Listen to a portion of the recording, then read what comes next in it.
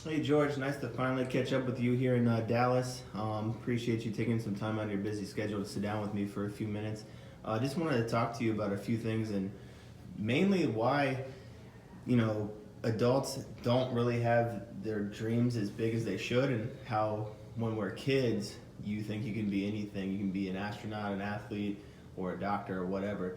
What do you think about the psychology between the two, adults and kids? I think first of all, when we're children, we have big goals and we have big dreams for ourselves. As we get older, first of all, what happens is when you're a child, your dreams are like this big. So you're dreaming in a sense that anything in the world is possible. And then as you mature more and more, certain life occurrences happen to you. So people are nothing more than a result of basically their life occurrences. So if your life occurrences, I'll take two examples. We'll do one like positive, perfect guy, and then we'll do one horrible one. All right. So like for me, and it depends how you're gonna be re-inspired. So for the guy who's perfect, we're gonna take a person who their whole life was perfect according to American society.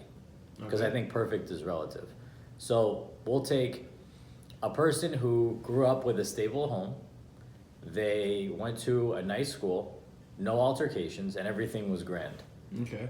That person has been set up for failure because that person is actually the person that doesn't understand how to ever get or have the hunger to have more than what they've already seen.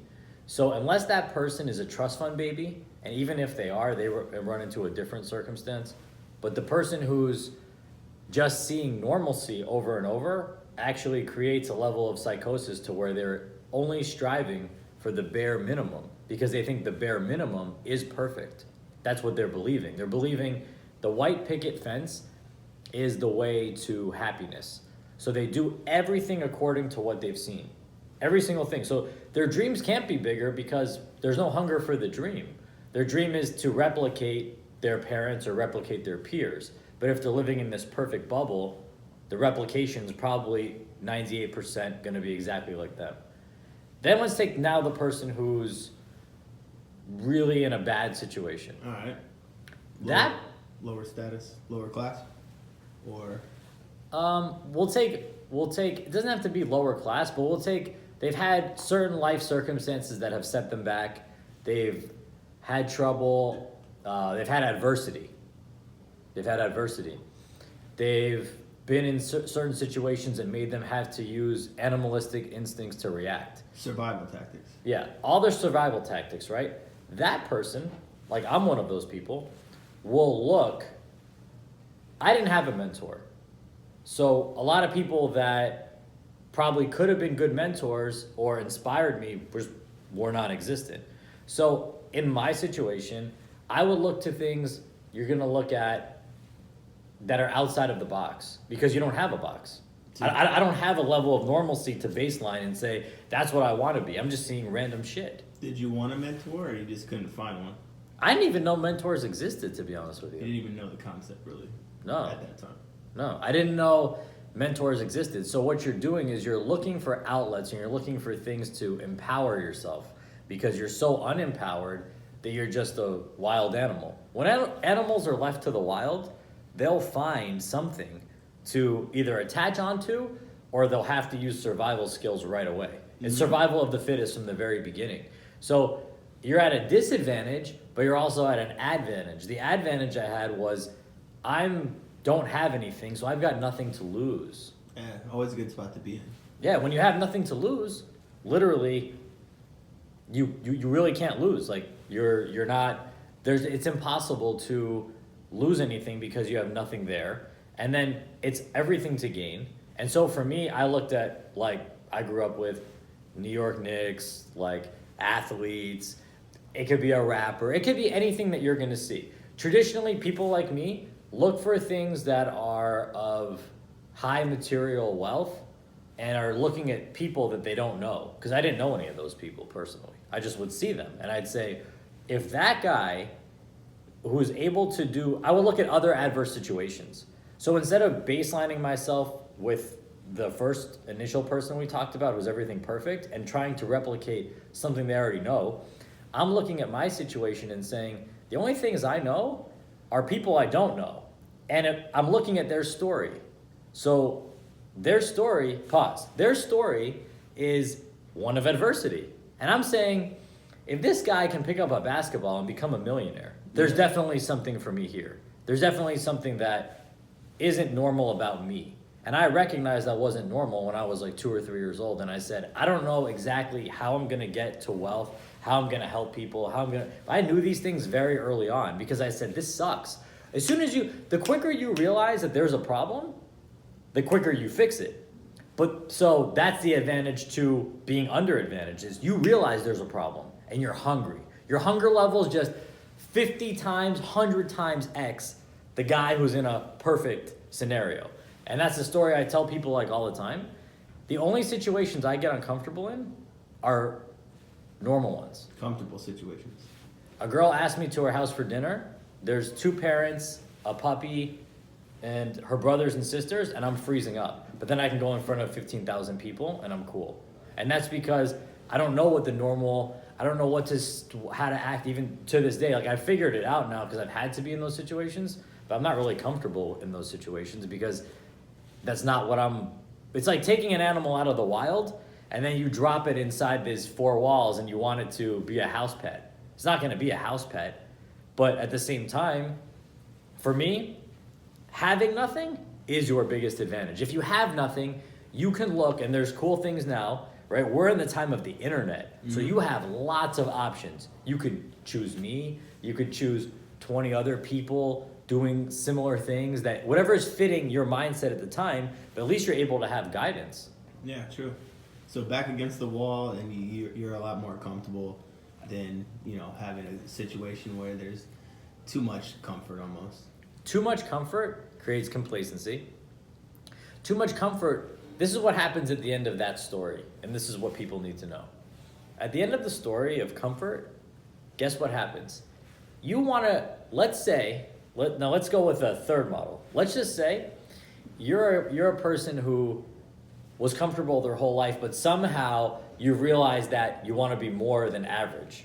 Like average isn't working anymore for you in your mind. For some reason, something inspired you or whatever happened, and you're realizing now, like making 50 grand a year, white picket fence, this doesn't look good because of media. Media's been in your face, which is what I think young people are facing now. There's media, so they're like, ooh, this sucks, and then they want to replicate that, right? Same things like I used to do. Those people will be ostracized by their own close friends, family members, etc., because now you want to come out of the box they're in. So now you're the weirdo, you're the one that doesn't fit in all of a sudden. So that first part of your life was just a wash. Black sheep of the family. Black sheep, or someone who they feel is, I feel like when I've seen people go through this, that you almost feel like they're thinking you think you're too good for it, or something like that. Yeah, so to answer the question, I think that the people that come out of the perfect white picket fence of the Matrix, when they actually come out of it, and then they want to be something bigger and better because of media or seeing things, and they're like, okay, this isn't going to cut it. I don't want to be average. Fuck this shit. It sucks. Then you have to deal with the backlash of all the people that have seen you be average for so long, and now they're like, oh, you think you're too good for me. That's what happened to me. I lost 20, 30, 40, however many initial friends. Like, they're like, oh, now you're Hollywood. I'm like, no, I'm not Hollywood. I'm doing for me. If I don't look out for myself and my career and what I have to do, then nobody's going to do that. Yeah. So I'm like, this is what I want. I don't know what you want. If you want it, go get it. It's out there. If I can do it, you can do it. It's not a mystery. It's just about, do you have the desire to actually to have the nuts to be abnormal is a big set of nuts, because most people are not going to agree with that. That's why they're scrutinizing Donald Trump. He's way out of the box. They scrutinize people before him. Malcolm X, way out of the box. Martin Luther King, way out of the box.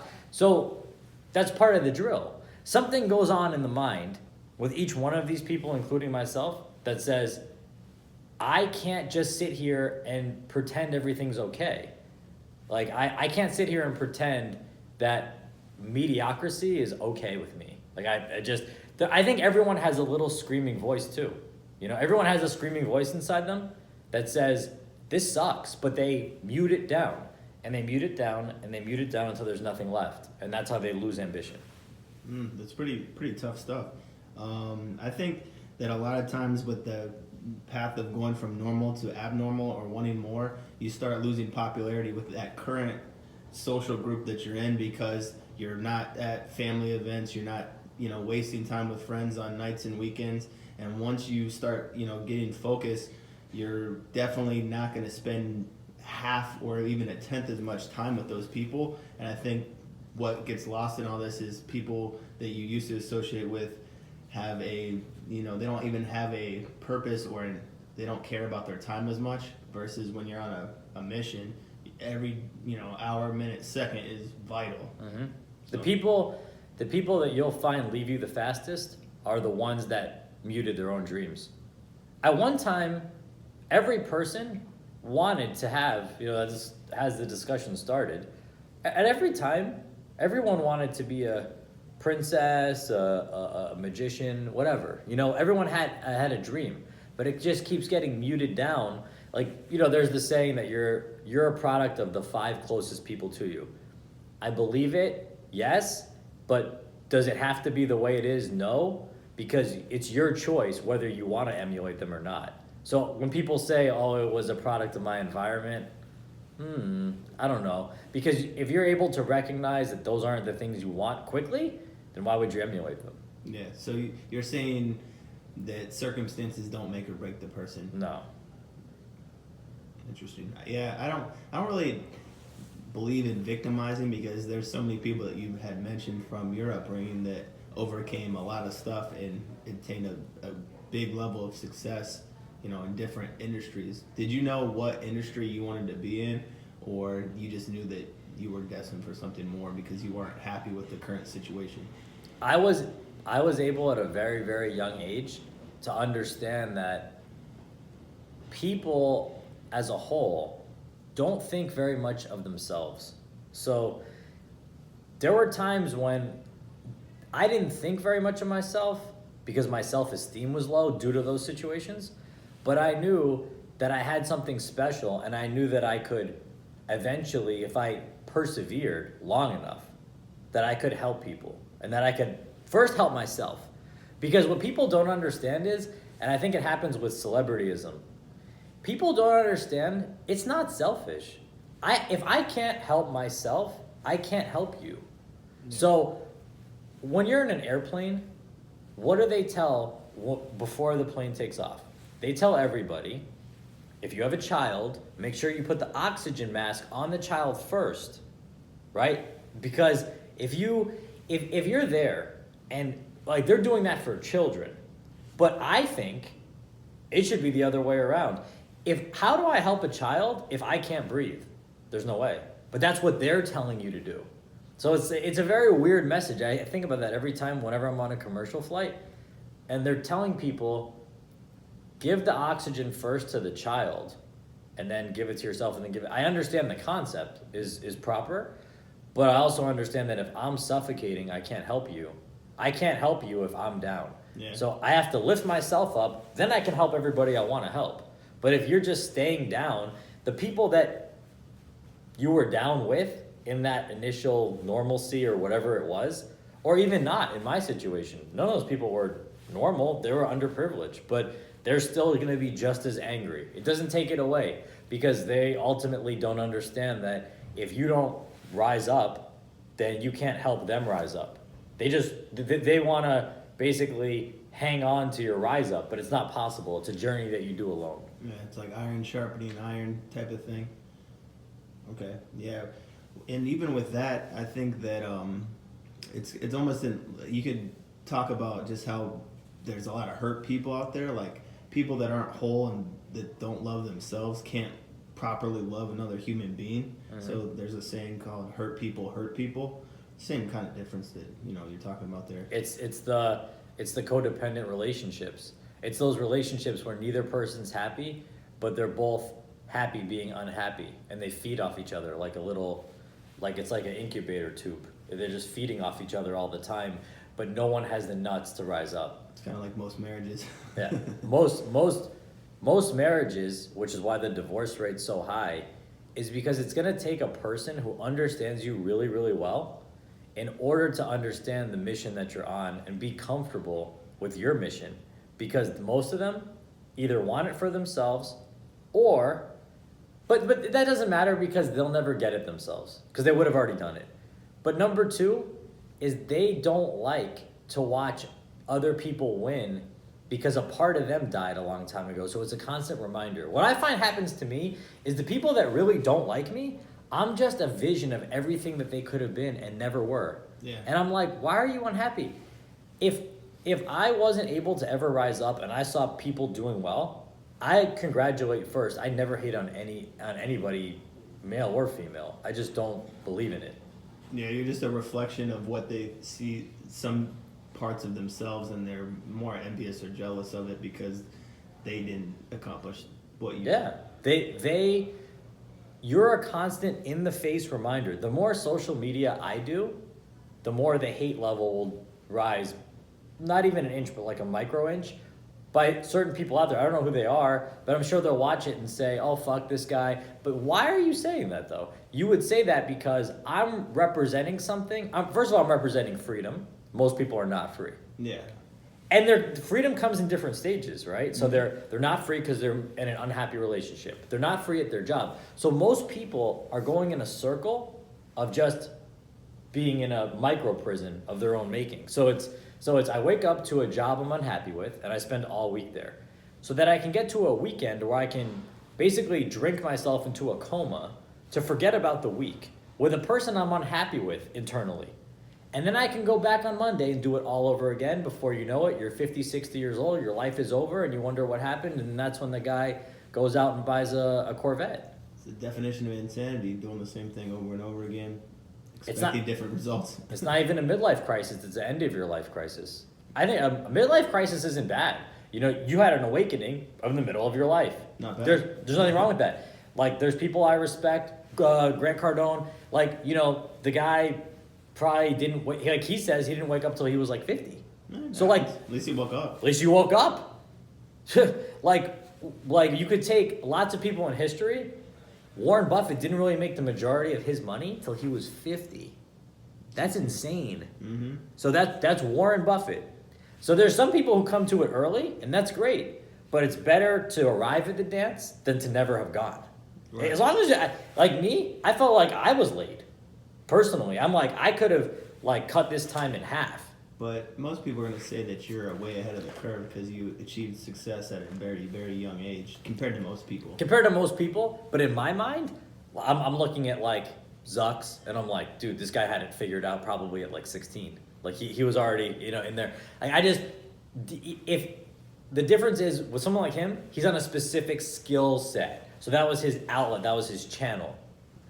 Unless someone's teaching you that, I didn't have that knowledge. So it's an advantage he was using, but it worked.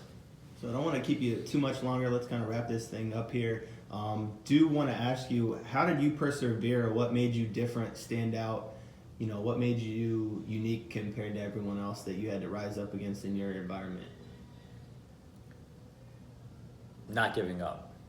You just kept going, kept pushing, never quit. My attitude is I can't wake up in the morning and live with myself knowing that I did a 40% job of anything. Whether that's going to be with a girl I want, a business deal, how I look, how I feel, nutrition. It can go across life. The number one thing is how, and what I don't understand about people. And we could go like one more minute. I could say this. With people, they don't quite understand how to escape misery. The first thing is to recognize you're miserable. And if you look at a lot of people who are living like the American dream and you bring up a subject that's uncomfortable, they will quickly get off of it. So the first part of knowing to get out of the matrix and knowing you have a problem is to say I have a problem. Like, people who are alcoholics, they don't think they have a drinking problem. They think everything's grand. People who don't have a job or don't make money or income to support their family, their excuse list is ridiculous. Yeah, they say money's not everything. Money's not everything. It's not happy. They've justified being shitty. I can't justify being shitty. If I do a shitty job at something, I take that really fucking seriously. And I'm like, what the fuck? And so I'm hard on myself, but I'm also come off of it really quick to correct it really quick. Because being hard on yourself and just going into a corner and crying doesn't do anything for anybody. What I do is I look at what happened, look at the data, and I say, where could I have done a better job at every single thing? If I had kids and I was raising a child and that child was unhappy with the way I was parenting him, most parents, what do? They're combative. They say it's the kid, he has ADD, he doesn't understand, he's an idiot. They're gonna blame the kid. I'll blame me first. I'll say there's something I'm doing that doesn't make it work. This child is unhappy with me and not performing. It's something I'm doing. I need to look at what I'm doing, not what the kid's doing. The kid's just a victim. You're the guide. What's up, tour guide? You know, it's like a tour guide taking you on a tour to nowhere. And then he goes, I don't know, the city sucks. No, it doesn't. You suck. Nice. Yeah, that makes sense. Okay, well, I did want to thank you for your time. I appreciate it. Enjoy the rest of your stay here in Dallas, and we'll hopefully link up soon. Thank you.